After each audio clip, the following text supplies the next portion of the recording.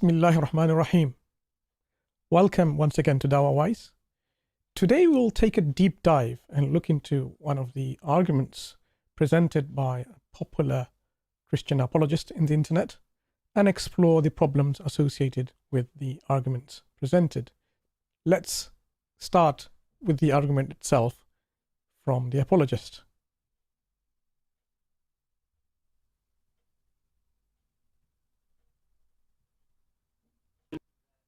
That Abraham wasn't delivered from a fire. It never happened. And in the comments section, someone, I thought it was a Muslim, asked, how do you know that Abraham was not thrown into the fire? And here's my response. Because we know where the story came from. The story of God delivering Abraham from a fire was found in the Jewish Talmud, but it was based on a mistranslation of Genesis 15. In Genesis 15:7, God says to Abraham, I am the Lord who brought you out of Ur of the Chaldeans to give you this land to possess it. Notice the word Ur in this verse, which is a Babylonian word that means city and was the name of a particular city. In the 1st century, a Jewish rabbi named Jonathan ben Uziel was translating Genesis 15 into Aramaic, and he came across the word Ur. Jonathan knew Hebrew, but he didn't know Babylonian. So he confused the Babylonian word Ur, which means city, with the Hebrew word Ur, which means fire.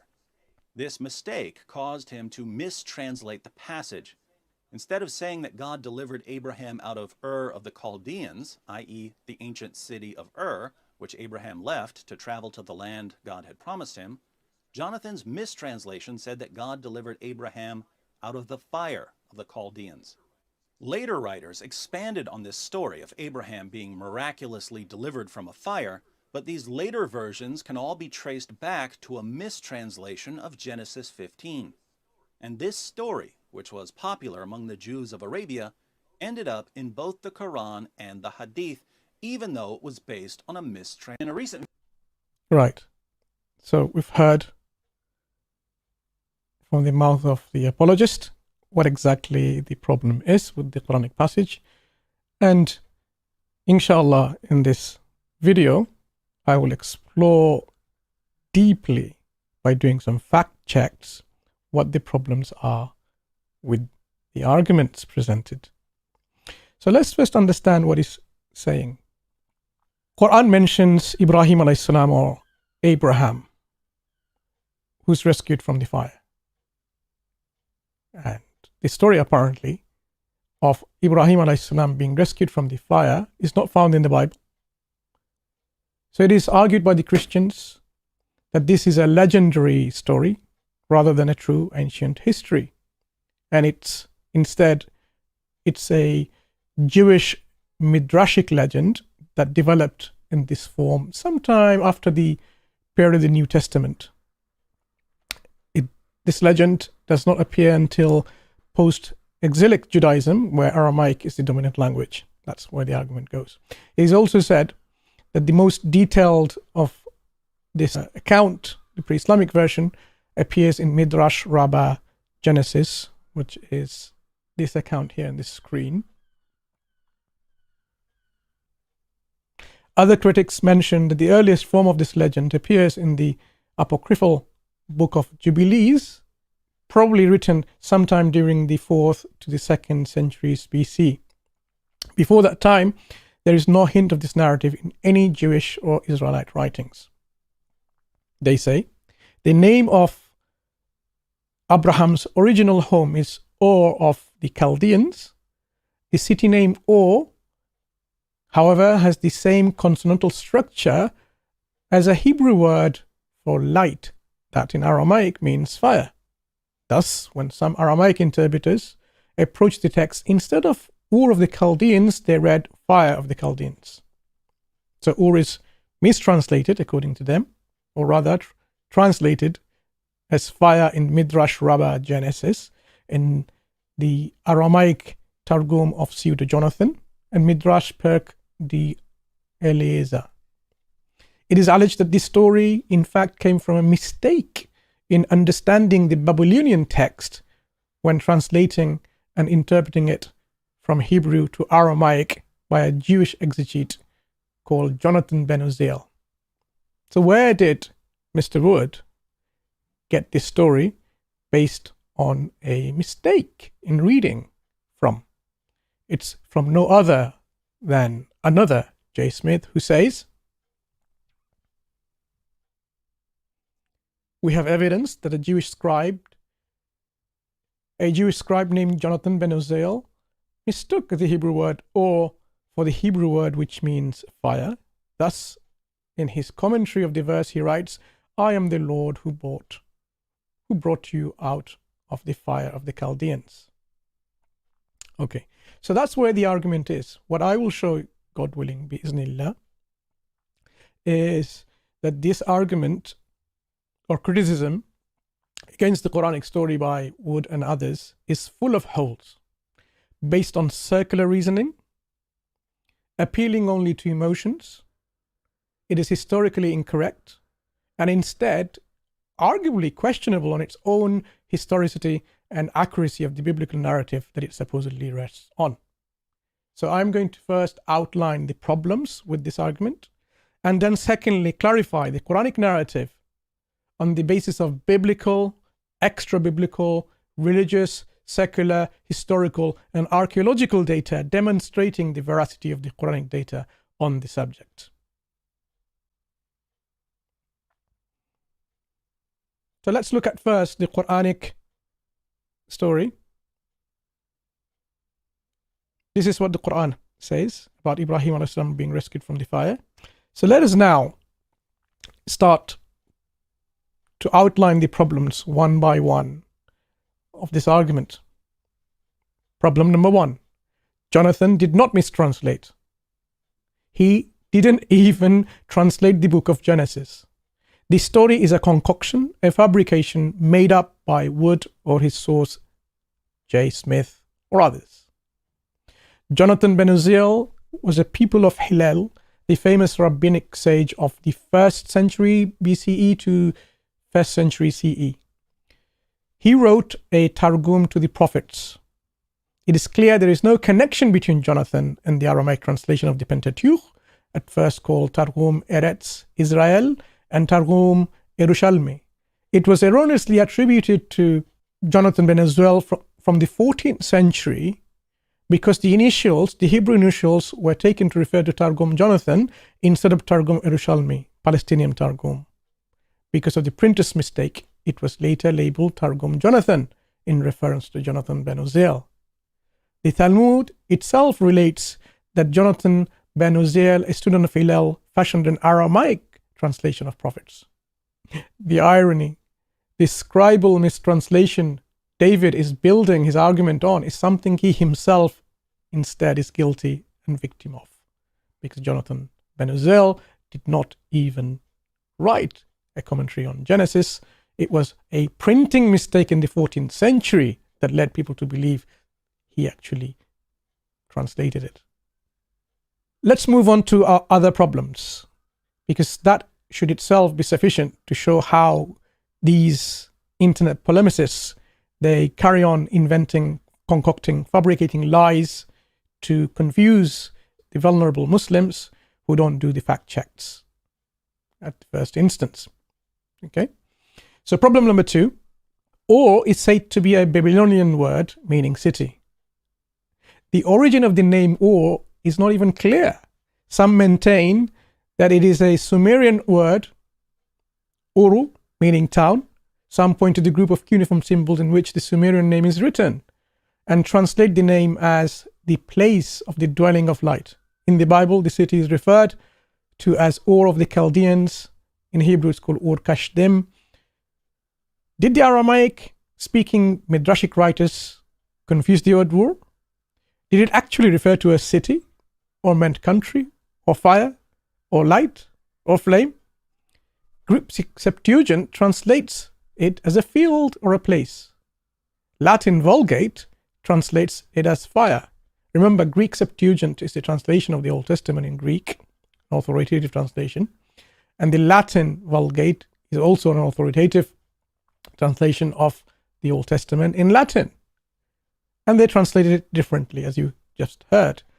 Why would these two authoritative versions of the Old Testament translated this way unless they had their source for these interpretive traditions. So this is where the Vulgate text is in Nehemiah 9 verse 7. It talks about the Igni Caldiorum, translated this as fire. And in the example below, as you can see in the Greek Septuagint, towards the end, it says, from out of the place of the Chaldeans. So it's not simply just saying it is a city, but it's translating this word into a place. So here's the problem. If a particular word is a name, a proper noun, you don't expect it to be translated. Like, for example, name of town, cities, or a person, like name Abraham, should be retained as Abraham everywhere in all the translations that you make, whether it's Aramaic, whether it's Greek.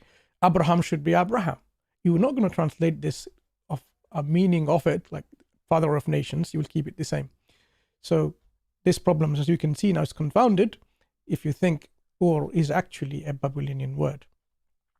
Now let's move into another problem. Problem number 3.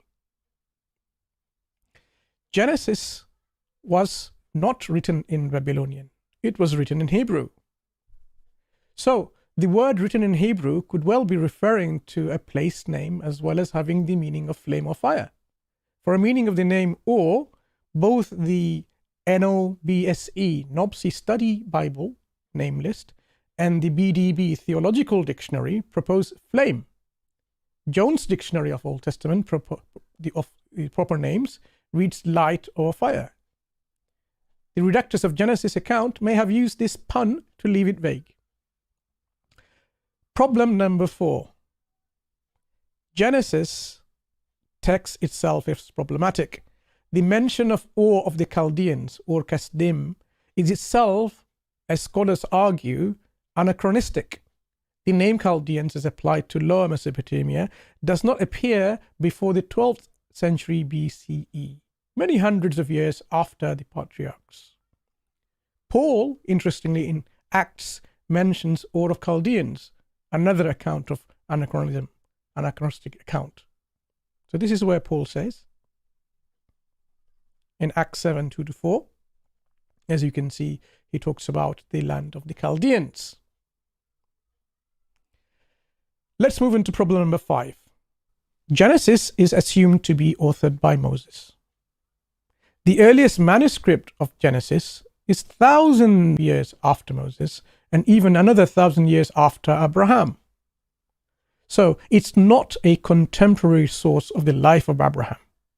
Trusting it to be correct is a faith claim, assuming biblical priority, which is not an objective evidence. It's circular reasoning, Mr. Wood. You have to provide evidence for the historicity of Abraham's story in the Old Testament first. If you look at the timeline, as you can see here, Abraham is believed to have lived around this phase that I've shown you in green.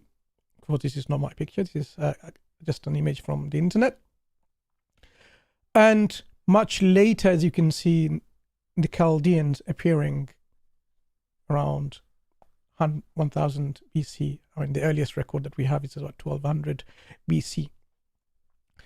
So the time lapse itself shows you how far before we are talking about an incident that happened almost 4,000 years ago. And the evidence for this is something that we don't have.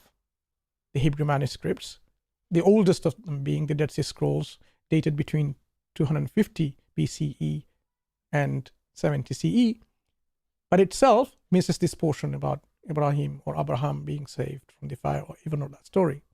The Aleppo Codex was produced around 930 CE, Christian era, long after Islam.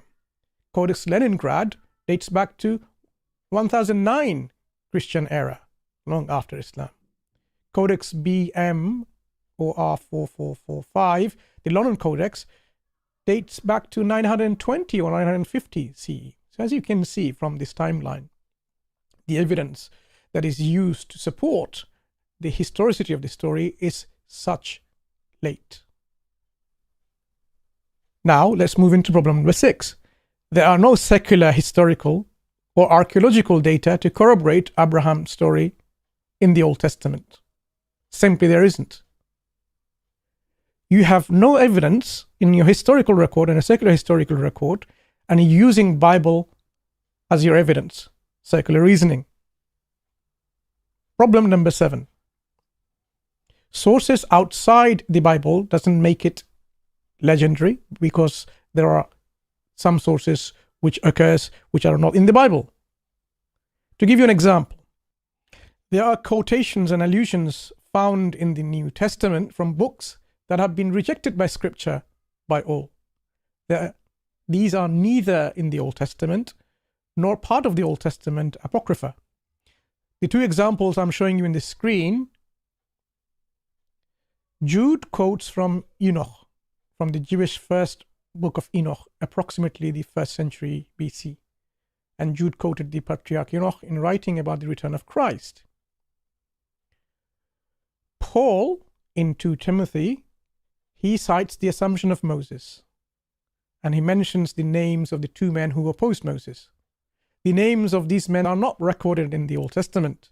It is believed they are from the lost work called the Assumption of Moses.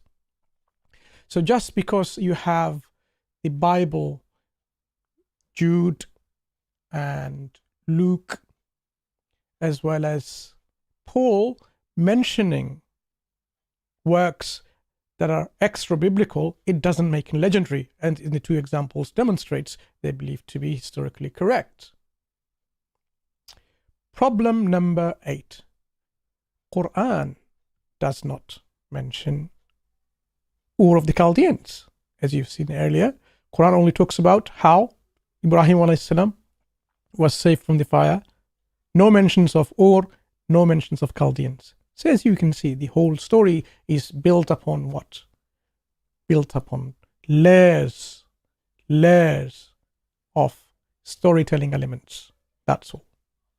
Now, we are now going to move into corroboration of the Quranic narrative, and we will talk about, are there documentary evidence of this motive of Abraham being saved from the fire?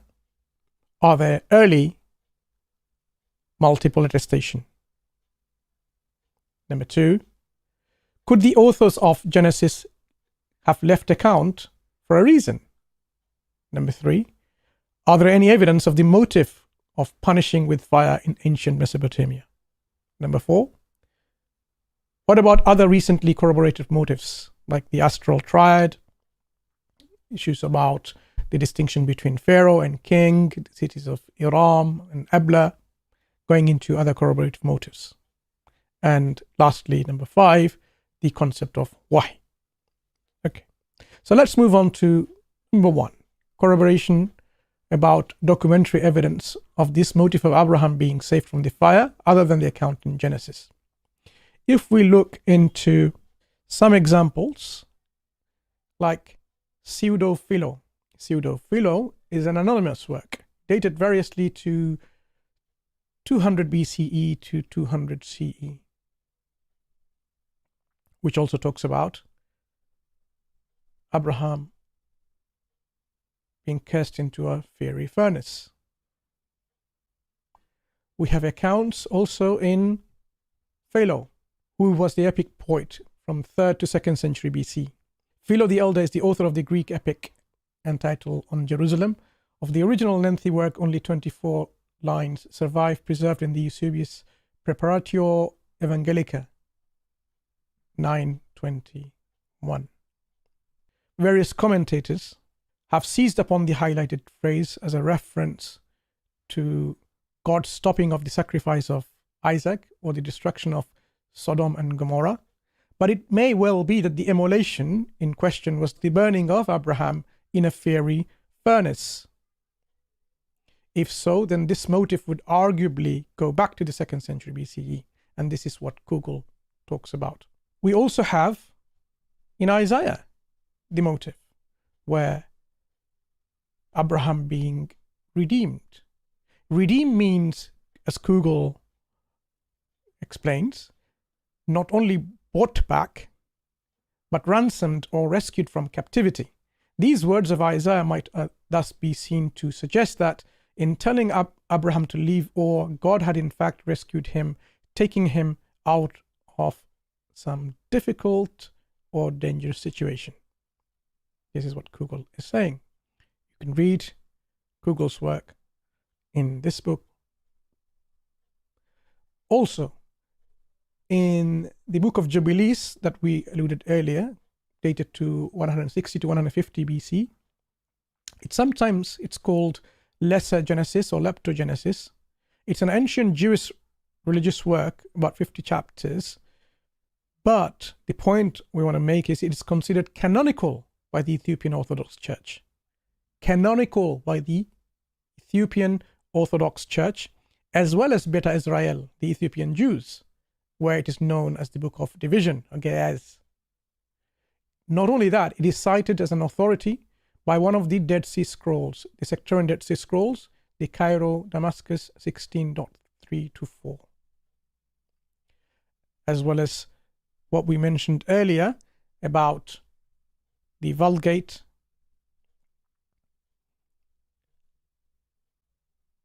which talked about the fire of the Chaldeans. Let's move on to number 2. Could the authors of Genesis have left out this account for a reason? So I want to share with you from this work by Yurjak from Hebrew University, The Exodus from Ur of the Chaldeans, a chapter in literary archaeology. This is what Professor Yurjak says, I quote, "On the other hand, perhaps the opposite is correct. An ancient story about Abraham and Haran, which for certain reasons was rejected by the writers of Genesis, left its imprint instead in Daniel 3, where its storyline was recycled, but later found its way into pseudo-apocrypha and rabbinic literature." See, Professor Yurjak of Hebrew University, he's following the scholar Umberto Cassuto, demonstrated that the tradition of Haran's death in the fire and Abraham's rescue from it was known to the writer of the priestly document, who nonetheless decided to reject it from his document. This tradition also left its imprint on Daniel 3 and on post-biblical literature. And in order to make his point, he addresses 2 issues. First, he provides evidence for the antiquity of the rejected tradition, and secondly, explains why the priestly writer would have rejected it. So I highly recommend those who are interested go to look at Professor Yurjak's article.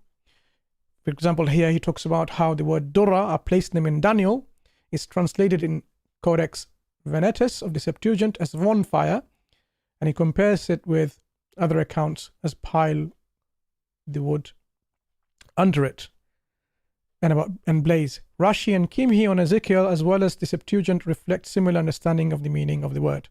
This evidence, he says, suggests that the name, the plain of Dora, was intended to carry a double meaning, or with the meaning of plain, but also the meaning of fire derived from the story of Abraham and Ur.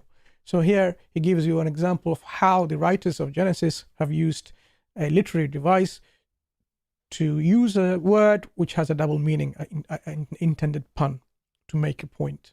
And moving on to corroboration of Quranic narrative. Number 3, are there any evidence of motive of punishing people with fire in ancient Mesopotamia? Now, this is a paper by Elena Popa from the University of Bucharest, Burn the Witch, the Enemy and the Evildoer, Punishment with Fire in Ancient Mesopotamia, in which she documents various examples of this motif of burning people with fire in ancient Mesopotamia. Burning people in the fire is a well-established motive in ancient Mesopotamia. The Code of Hammurabi for example, which is a Babylonian legal text composed around 1755 to 1750 BC, prescribes punishment with burning. For example, the codes, two codes that I've shown you on the screen, code number 25 and 157, and various others. Death by fire before the first millennium BC is also known from the documents found in Mari. The punishment of burning as a result of treason by burning the guilty together with his family, for example. And you can see that in this paper, The Punishment of Burning in the Hebrew Bible by Shaul Bar from the University of Memphis. Now, let's move on to number 4. Corroboration of the Quranic narratives by other motifs that are found around that region, around that time. The examples I'm going to show you on the screen is about the astral triad the people of the time of Abraham worshipped. They didn't just worship just any elements. There was an astral triad, and this is wonderfully explained by our brother Abu Zakaria in his Many Prophets One Message YouTube channel, in a video, Qur'an and the Secrets of Babylon, where you can actually see how the Qur'an gives you a clear picture of how or what people worshipped around that time, instead of what vague references that you find in the Bible, for example. What about the story of kings and pharaohs the Quran mentions during the time of Joseph, Yusuf alayhi salam, and Moses, Musa alayhi salam? As you can see, the Quran makes a distinction between the titles of the kings or the monarchs at that time, whether it was a king or a pharaoh. And you can see how the Quran uses these terms accurately and appropriately at those time frame. And you can find this again in a wonderful presentation by Brother Abu Zakaria in his channel, and the video is called Qur'an and the Secrets of Egypt. So I highly recommend you to watch this. Other examples can be given. I mean, there's many examples we can bring. The issues of Iram. Iram was a city that was unknown to history until, quite some time ago, when we discovered the cuneiform tablets in the city of Abla, in Tel Marduk. Before that, people thought this was a historical fable or a legend mentioned in the Quran. There's no existence of it. But after this discovery, now it has become a historical place. Just to demonstrate to you how again and again the Quran gives you historical data accurately, so that in later times, even people making allegations against the Quran, saying this is a historical legend, was then forced to admit and acknowledge the veracity, the correctness of the Quranic accounts, the Quranic narratives. So now, in conclusion then, I just want to summarize what we have seen so far in this deep dive in an argument that's been presented by this popular apologist. I want to make, firstly, an important point to our Muslim audience. As you've realized, because many of you don't do fact checks, you can be easily a victim of those storytellers who concoct stories, who gives you account which is based on circular reasoning and based on a biblical priority, and then they make a case, and you for some reason think that this is correct because they are eloquent in their presentation. As you've realized, a simple fact check on this issue demonstrated how the story is concocted based on their particular agenda to confuse these Muslims. So my question would be, why are you even engaging in consuming the materials when you even don't do the basic fact checks? So I want to now summarize. So we showed how the arguments provided by our critics rests on faulty and circular reasoning by appealing and assuming the biblical account to be true when there is no objective reason to do so. Neither is there any objective evidence to believe it to be correct. Not only that, we showed how the argument is itself a concocted story by Wood or his sources. In addition, the biblical text suffers from historical anachronism. The biblical account itself doesn't have any historical backing for 2,000 years, with a lack of documentary evidence for itself, as well as from secular data. We showed how the Genesis writers used the word as a pun to supply double meanings. And we showed that the scholars have shown that the Genesis writers have left the account out, and there are reasons that exist for this exclusion. We then showed how the Quranic account can be corroborated from the Bible itself, as well as ancient history, and why the Quranic data is more reasonable to believe based on recent archaeological findings. Finally, the Qur'an is a revelation from Allah subhanahu wa ta'ala that can be objectively demonstrated. Hence, we don't need to care if there is absence of biblical or secular data or existence of extra biblical data in line with the Quranic narratives. We affirm it due to knowledge from revelation from God. Finally, this video has demonstrated how weak and invalid the argument or criticism is by people like Wood and others when they argue against the Qur'an. All it needs is a simple fact check.